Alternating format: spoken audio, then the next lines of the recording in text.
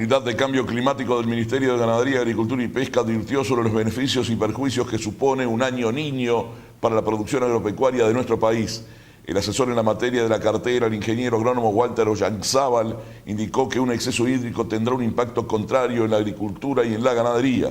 En tal sentido, y refiriéndose a la actividad ganadera, el experto señaló que copiosas precipitaciones implicarán una buena disponibilidad de pasturas naturales con destino a la alimentación animal.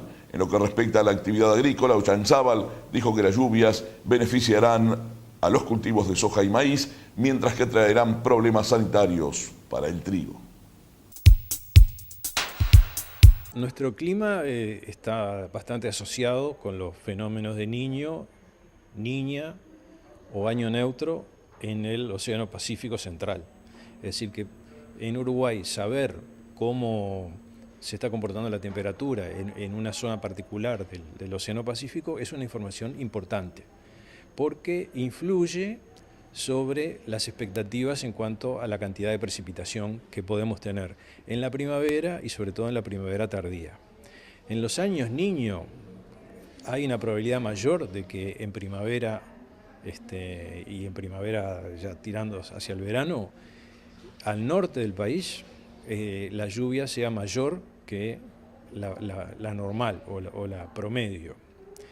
En los años Niña ocurre lo contrario, es decir, hay más probabilidad, no hay certeza, es decir, no podemos decir que porque hay un niño va a pasar tal cosa, sino que podemos decir hay una probabilidad de que mayor de que el agua sea en exceso al promedio, de que sea en déficit al promedio. Por eso es que una mayoría, no todos, de los años Niño tienden a ser más llovedores y una mayoría de los años Niña tienden a ser más secos.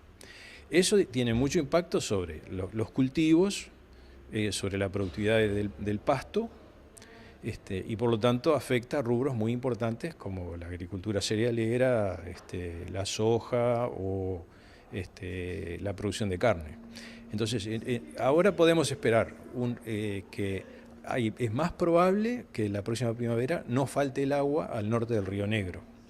En el sureste del país, la señal de niño o de niña, o sea, departamentos como Rocha, Maldonado, La Valleja, es más débil o más sutil, digamos. Entonces, es menos la asociación que existe entre el niño y la lluvia en los departamentos del sureste del país y entre el niño y la lluvia en departamentos como Artigas, Salto, Tacuarembó, Paysandú, donde hay una señal bastante fuerte y donde en general en los años niños, en la mayoría de los años niños tiende a llover más. Y en la mayoría de los años niña tiende a llover menos del promedio. Así como hay una gran variabilidad, sobre todo en las probabilidades que se asocian a este fenómeno a nivel de los diversos puntos del territorio o regiones, también sin duda que afectará de diverso modo a las diferentes producciones. Usted mencionaba, por ejemplo, la ganadería, la agricultura. ¿Cuáles serían los mayores perjuicios? ¿Cuáles serían realmente beneficiados? Bueno, en general, cuando llueve por encima de lo normal, tenemos una mayor producción de pasto. Entonces, para la ganadería suele ser beneficioso.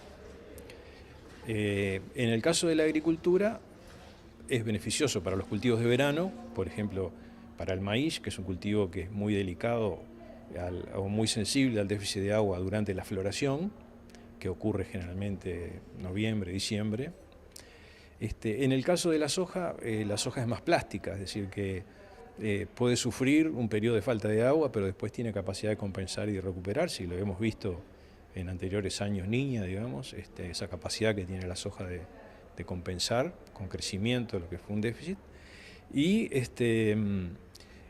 Pero también en cultivos de invierno, si el exceso de precipitaciones y la humedad ocurren en las etapas de espigazón del cultivo, digamos, podemos estar sujetos a un mayor riesgo de enfermedades como el fusarium, que generan problemas serios en la calidad de los trigos y también en la posibilidad de que se destine finalmente lo que se cosecha al consumo humano o no. Y hemos tenido años donde el fusarium ha hecho realmente ha ocasionado perjuicios muy, muy importantes.